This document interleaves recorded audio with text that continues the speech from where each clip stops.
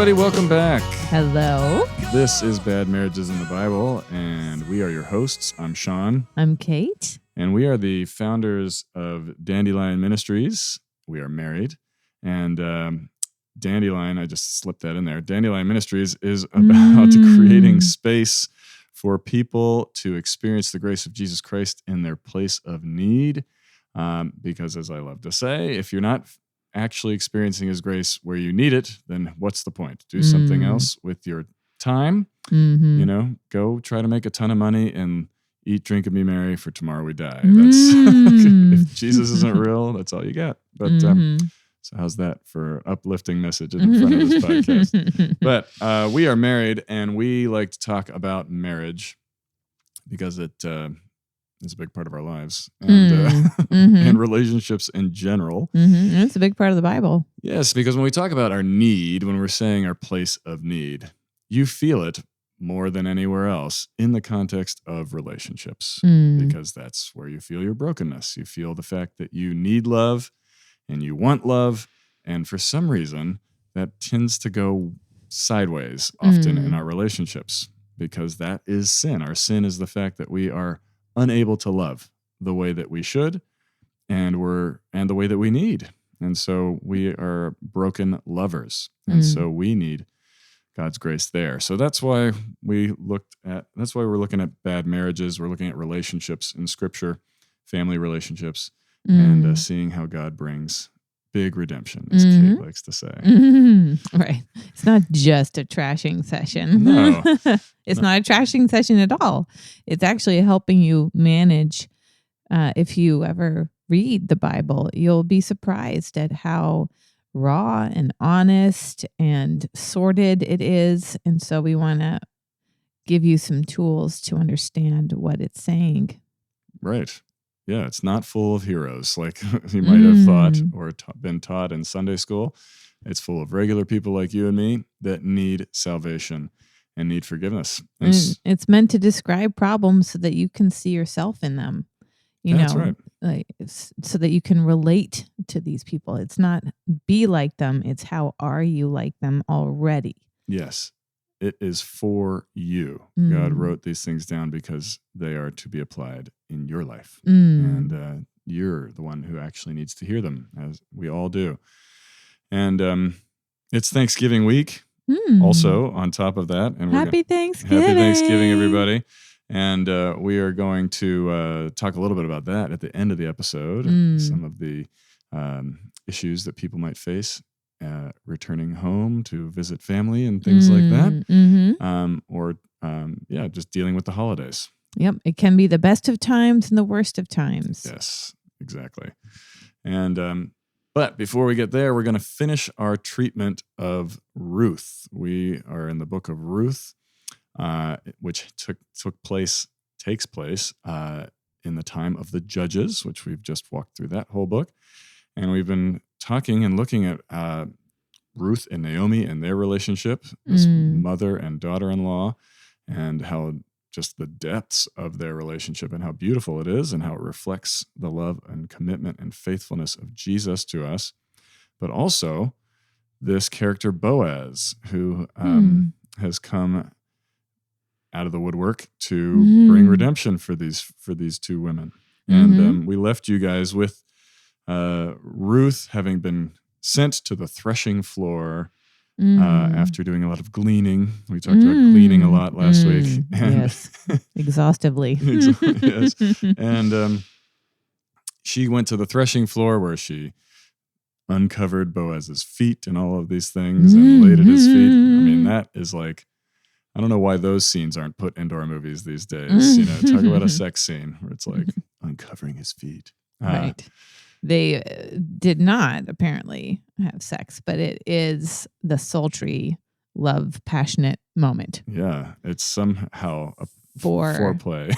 Somehow it made sense in ancient Israel that this would be very provocative. It's provocative. Provocative. Yeah. For me, it doesn't quite work because I jammed my toe this past year really, really badly. So now I've got a mangled toe. And it's like, uncovering my feet is a little bit like, hey, That's not great. I don't mind your mangled toe. It's more mangled because it was injured and then I accidentally stepped on it that night of That was all rough. things. So poor Sean. Anyway. I am the contributor, but so anyway, it was just my little aside on feet. Yeah. Maybe in today's day and age, it would perhaps look different. Maybe. But that's where we left you But guys. hey, some people are really into feet, That's right. Some people are. So what does it mean? I mean, where are we? We're sitting here now kind of like, oh, wow. And Boaz wakes up and he's just like, oh my goodness. And he definitely took it as like, wow, this is interesting. You're interested in me and was, happy about that. He was. And he notes, she uncovers his feet and he's like, what can I do for you? You paid me this kindness to give me this attention. Oh dear. You're giving me so much Thank attention you for right now. uncovering my feet. I know. He's like, taken aback. Because she could have gone after younger men, whether rich or poor. But she's gone after him who is more mature in age than her. And it doesn't say that he's married. Maybe he is, but it doesn't say so. No, it doesn't tell us that. And never lists any other wives. So he's kind of an elderly bachelor who's very kindly and just and treats his workers fairly and has a fair amount of land. Yeah, he's a wealthy guy. He's wealthy, but he is unmarried. And so he's touched that she had noticed him. Yes. And not only that, there's something special about real beauty in the book of Ruth. He had said it earlier that her reputation had preceded her because of her love and commitment for her widow mother. At great cost to herself, she had stayed faithful to Naomi and had joined Naomi's faith and tribe, saying, your God will be my God, and your people my people, and I will stay with you, basically till death do us part, and had taken care of her. And even then, she said, death won't part us because I want to be buried next to you. So sweet. It is. And so she was and we talked about how that was really the Holy Spirit filling Ruth, giving her that kind of faithfulness and that kind of love, that Christians have even put that in marriage ceremonies. Right. Ruth's platonic love for Naomi is like a voice of Jesus's love for us, and also can be echoed by a bride and a groom to each other. Right. An undying faithfulness to one another. And so Boaz, he notes in this moment that the thing that is really beautiful about Ruth is her reputation and how she has cared for Naomi, and everybody in the town knows about it. So we don't know, what her physical appearance is like, but he is attracted to her and admires her because of her character. That's right. I love you for your mind. Right? It's a beautiful thing. So it's elsewhere in the Bible too, that godly character, both for men and women, is the most beautiful thing, more so than braided hair. So Shallow Hal, that movie, talks about this. Well done. Hollywood is on this. I am taken aback at Kate's wonderful pop culture reference. Jack Black. That's right. Gwyneth Paltrow, Jack Black. Mm-hmm. Yeah. Perhaps even the moment when that popular guy was overweight. The famous actor. I can't think of his name. Who's popular and overweight. And he got married to his wife at a plantation not far from our house. His name is escaping me. He's not actually overweight, but in the movie it's though, called Just Friends. Yeah, you're talking about Ryan Reynolds. There we go, Ryan Reynolds. You just experienced part of our life, everybody. Oh my gosh, this is it. That is what Sean and I will, from like in 2 years for the rest of our life. That's all our conversations are going to be, is me trying to remember the name of some right. person or actor, and You got Sean a trying window to- into our lives. When we're like 80, this is going to be the substance of our conversation. So it takes up about 30% of our conversations now, and that's going to increase that's right. each year. But Just Friends, yeah. Ryan Reynolds plays. Isn't that a similar theme? That It is. movie? He's in love with the girl that he was best friends with, but he was always in the Just Friends category because he was relatively unattractive and he's kind of nerdy guy, but then also a very overweight guy. And then he comes back and he looks like Ryan Reynolds, and he's trying to pull out all the stops to get her to fall in love with him because he always secretly loved her.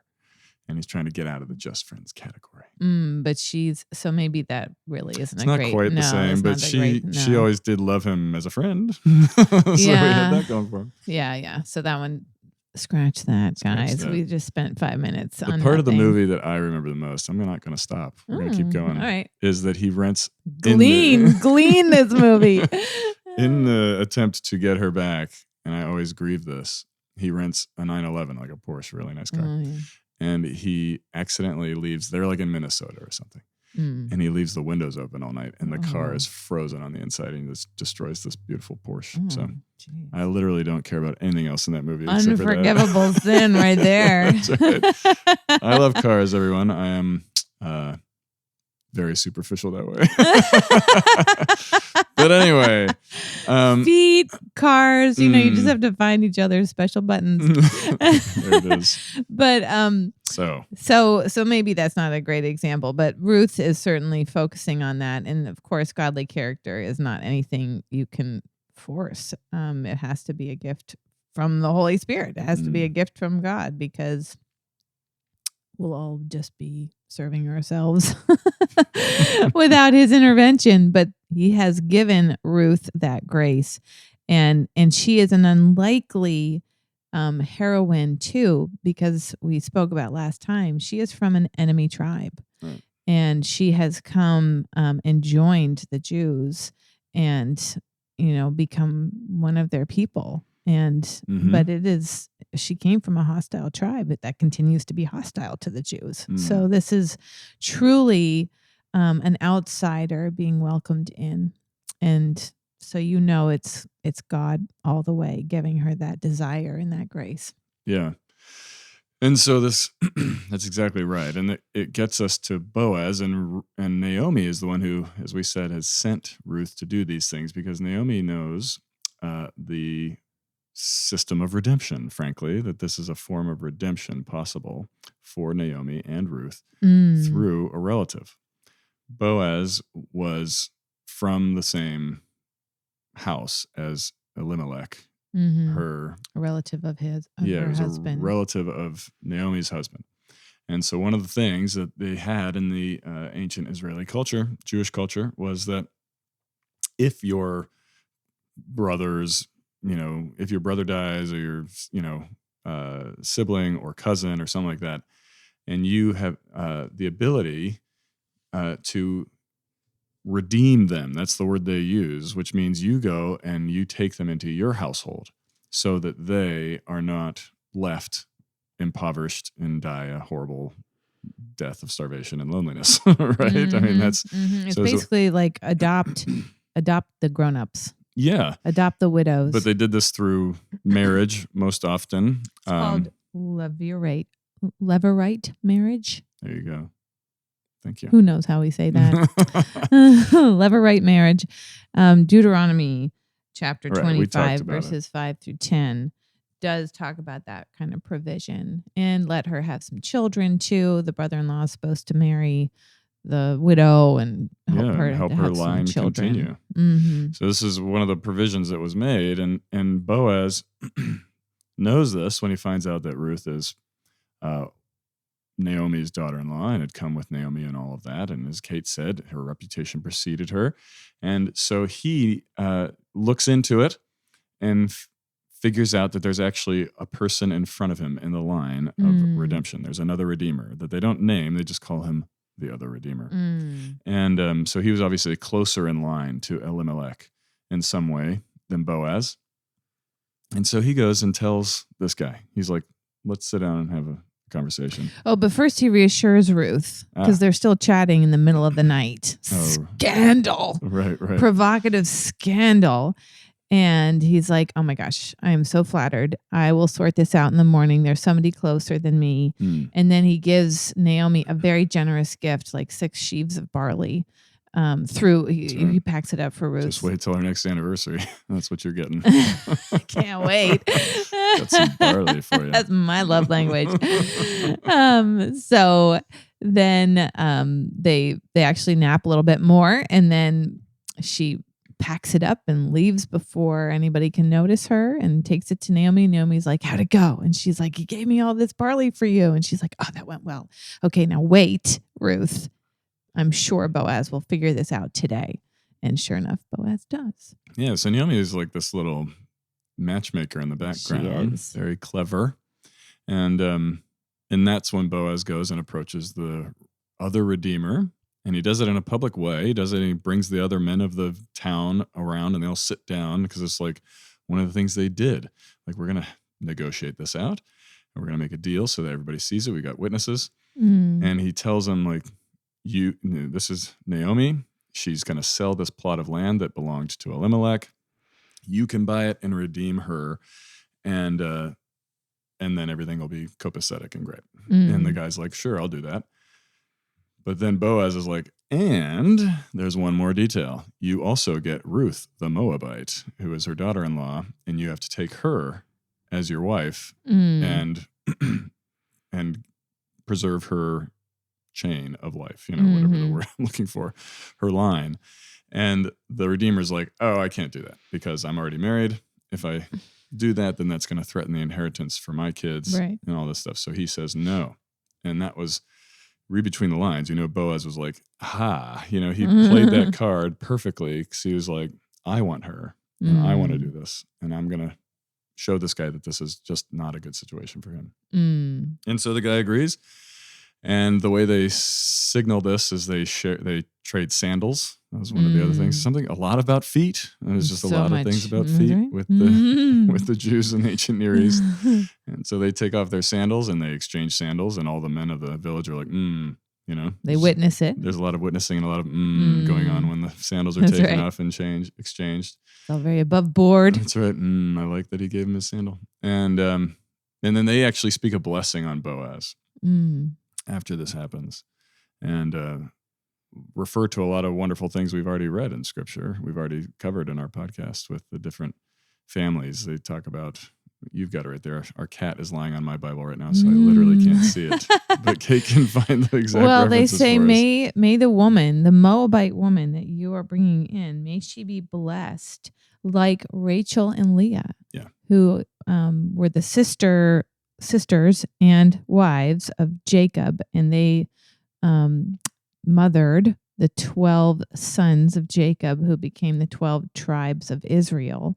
And so that's like saying, may this outsider, this enemy outsider that you are bringing in, be blessed and be as fruitful and abundant as our great matriarchs. And as our nation, right? Like, yes. You can hear the echoing of the Abrahamic promise that God gave, the covenant, that your descendants will outnumber the stars and the sands on the shore. Yeah. And that's the reference that they're pulling out there. Yeah. You can hear that this is also, just as a side note, how fundamental this is to their identity as a people, like this promise from God, and how they are like, this is where our hope is. Yeah. Even in all their unfaithfulness and the fact this takes place in the time of the judges and how often they forgot as we walked through Judges and turned to other gods. We see it here still that this is who God has made them to be, and this is the promise they're clinging to, and they're speaking that promise over Boaz and over Ruth. That's right. That's right. That's really what their faith is about. It's built on this promise. Yeah, that God is faithful to them and adopts. He brings people into his family, and like he's doing to Ruth. Right. And when you're in, you're fully in. they're not judged or less than or more than because of your ethnicity or Right. because of your sin. You are in. Mhm. You are fully in and fully blessed with all the inheritance that God gives to his family. Right. And we saw that with Rahab, and we'll see it here with Ruth again, who's another outsider. And they reference even Perez and Tamar and Judah, which we all remember that story. It was a scandalous one, but how God had redeemed it. And now we hear that Boaz is taking Ruth into his family, and they end up having a child. And we see God blessing them and fulfilling this promise to them. And this child turns out to be Obed, and Obed is David's grandfather. King David's Grandfather. So Ruth is she's not just married into the family, she's married into what becomes the royal line. And her child is the grandfather of King David himself. And as we know, we follow that line all the way down, which Matthew ties for us together. It is the line of David that Jesus comes from. So we're seeing God's amazing work of redemption here through this family, which we saw at the beginning of the book started so terribly for poor Naomi. That her name means sweet, but she was calling herself bitter because of all the loss and the death that she experienced. And yet here now at the end, we see how full the redemption is. And we hear women say this to her, actually. That's right. And that's why that's such a beautifully crafted retelling of this true story, because there's such a wonderful bookend, full closure. And the women bless Naomi and say, may this child, because Naomi becomes the nurse. And the grandma, this is her new grandchild. And so they give birth to Obed and put him in Naomi's arms, and she becomes his nurse. So they have built-in childcare, but it's very helpful. Wonderful. That's what she wants family. to do. That's right. She's up for it. And they say, may this child restore life to you. He is, and they not even may he shall be to you a restorer of life and a nourisher of your old age. So that's a wonderful promise, and that is ultimately true of Jesus, who is a restorer of life and a nourisher in our old age, for sure. and of the youth too. And then they say, for your daughter-in-law who loves you, who is more to you than 7 sons, has given birth to him. And this is just another example of she felt like she had lost everything and she was willing to let go of Ruth too. But now God has restored and kept Ruth with her because he's been faithful to her, and he had brought people right alongside her at the right time. And having a daughter daughter-in-law was just like having 7 sons for her. And so there's just even better. She was better than those 7 sons. Yeah, brought more blessing into her life. Yeah. It's so good. And this, it's just an incredible testimony of how God is faithful to us. The whole point of what we've been getting at, that Ruth is this picture of faithfulness, and how God was showing his faithfulness to Naomi and to us through this story, and to Israel, because he would bring his king out of this line and bring Jesus to you and me. And so it's a word of hope for us, that promise that I think we've said before, that God's promises often come in the face of the opposite. It's when you're dealing with the thing that you don't understand and it seems impossible and you can't see a way through, that's when his promises matter the most. And that's what we see in this story, that Ruth is this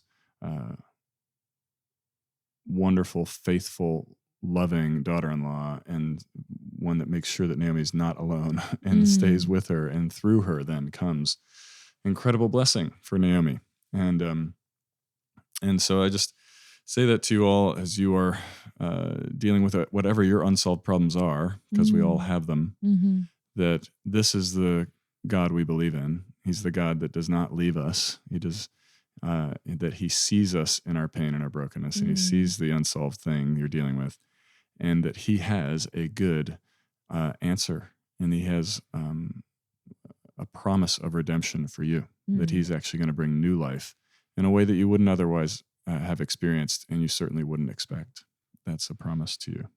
That's right. And I love this passage, this book of Ruth, because the book of Judges before it and Samuel after it, which leads you into the Kings, there's a lot of sort of heavy, what you would call anthropology, where you are seeing sort of the worst of human nature, and you're just reminded of your sin, and you're convicted, and it's humbling, and you wonder how we have existed thus far on earth. So, but you just have this little pause that is full of real sadness, of real grief, but of real redemption, and it just builds you up as you keep reading through the Bible. And it builds you, because that is what Jesus will do. He'll meet you in the worst of situations, and then you'll be okay, and you'll actually have a testimony of being truly comforted. And he'll turn some of the worst of situations into the richest, most fruitful, some of the most beautiful ones. And this book also shows how that gospel promise matters for every generational age. You have the baby, you have the parents, and you have the grandparents, all being really ministered to by the Lord. And that just leads us right into Thanksgiving. That's right. And some ideas about going to see your family of origin. You may be going back home with a partner of some sort, a boyfriend, spouse. girlfriend, spouse. Yep. Or maybe not. You might just be going home to visit family. That's right.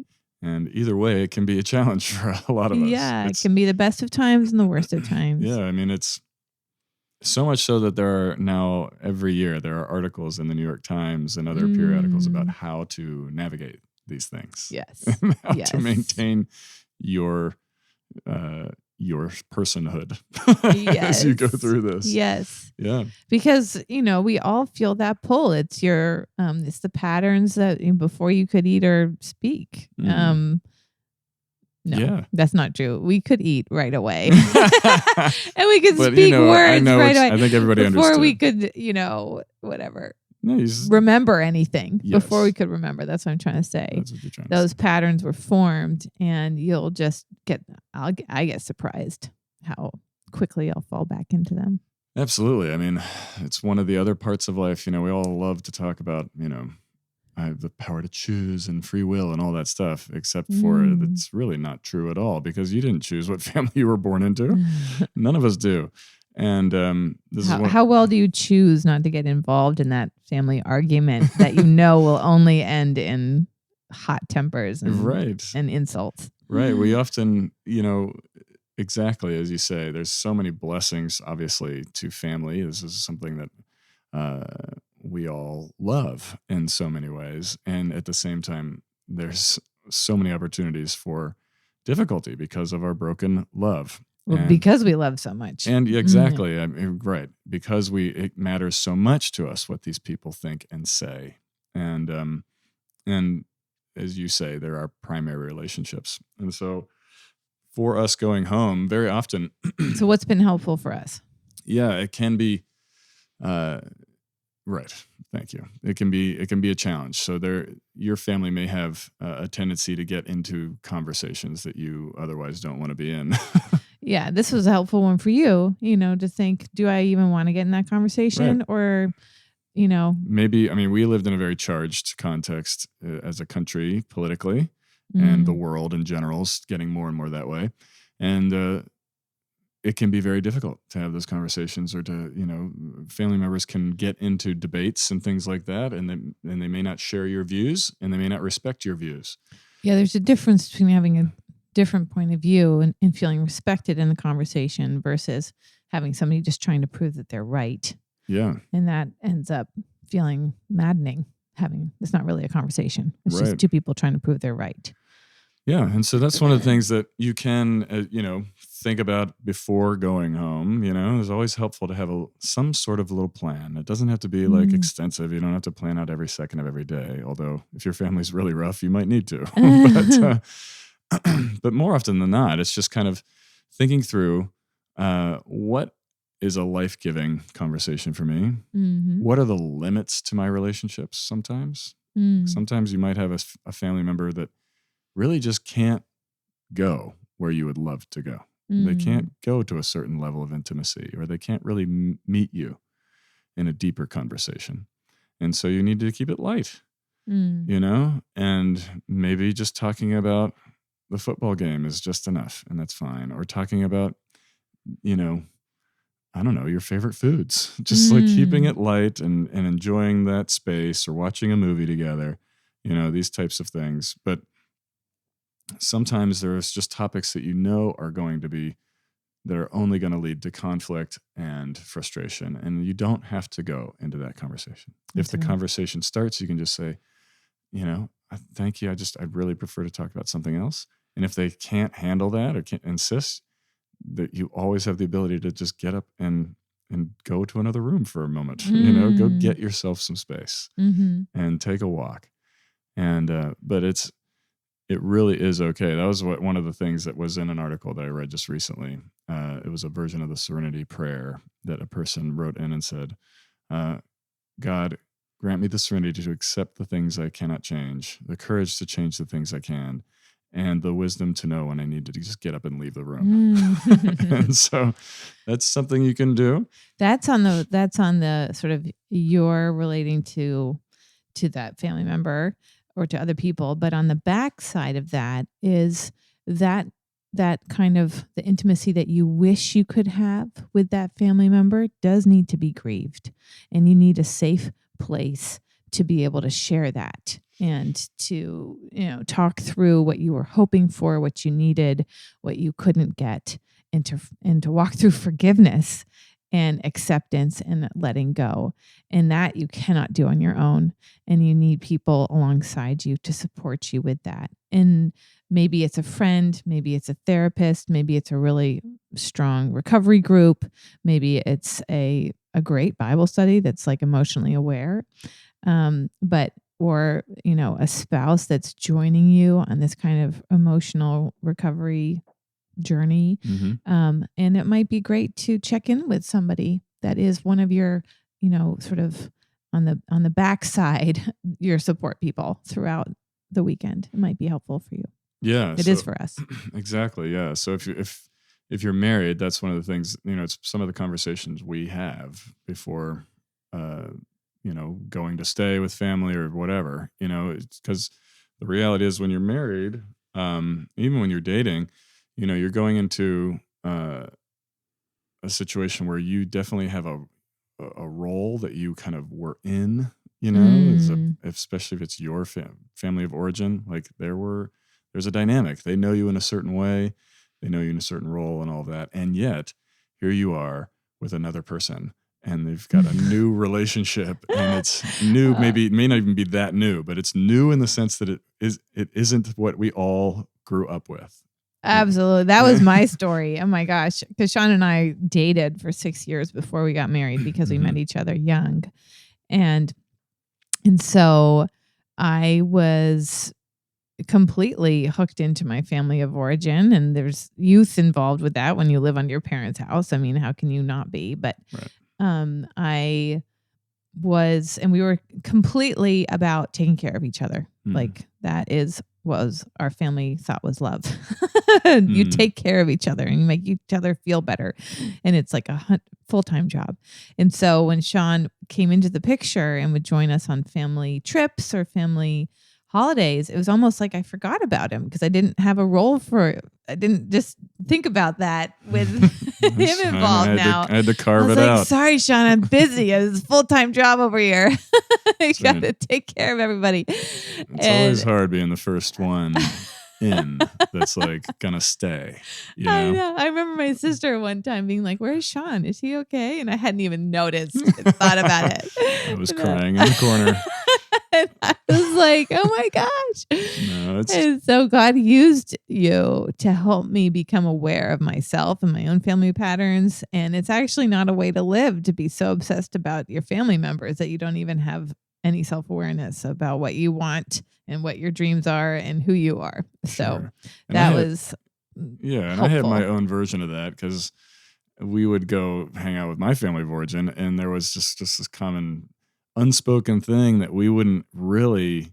We would wait for my dad to like make the decisions on when things happened. Like it was Mm. like kind of like, when is lunch going to happen? I don't know. Whenever like dad kind of gets hungry, even though, and we were all like, for some reason that was okay. When I say it out loud, it's like, what? But that was what it was. And Kate was the person that reflected that back to me. The funny thing is, she wasn't the first spouse married into the family. I have 4 older sisters, and 2 of them were married for a while before Kate came in. And the brothers-in-law just accepted it. Like, this is just what it is. We just wait till dad says it's time to go get food. Anyway, Kate was like, what the hell? I can't handle this. And I need a snack. I need to know when my next meal is coming. And so anyway, I'm going to bring my bowl of cereal with me wherever we go. this is one of those funny things. It was just like, oh yeah, that makes sense, But you don't think of it if it's just your family culture. And because most of the time, frankly, dad wanted to eat more often than us, so it was fine. But so we always ended He had up a healthy okay. appetite. Yeah. But anyway, those are just some lighthearted versions. But it is one of those things that when you walk into your old family of origin context and you've got a new family, and it's you and your spouse and possibly with kids, that actually, it takes a little effort sometimes to remember that and to say, like, you know what, this is who we are. This is what makes sense for us and how we function well. And we need to preserve some of that. I watch my siblings do this now too, in a much, when we all get together. My little brother and his wife definitely are very good at this. They've got a rhythm, they've got a pattern they want to do, and they maintain it, and it's cool. So that's just something to be aware of as you go into Thanksgiving. And there was just another helpful little tip if you are also that I liked. I read an article on, or just had it mentioned in an article, was you can always take parts of your life that are outside of your family of origin with you, just like little reminders for when you've got your alone time. It's just like, it's okay. Even if they don't see this and don't value it, like, I've got this whole existence that really matters to me, and I take it seriously, and just remember that you are worth taking that time. You're worth actually being gentle with when you're dealing with family of origin stuff. Sometimes it can be very triggering. Sometimes it's just wonderful, and that's great. But there are times when it can be very triggering, and I just want to affirm you in that and say it's worth taking care of yourself in that situation and finding healthy ways for you to interact with them so that it doesn't devolve into a memory you'd rather forget. And also know that what God gave Ruth the grace to speak to Naomi, Jesus says to you right now as you face Thanksgiving, your people are my people, and I will be your God, and I'm going to go with you wherever you go.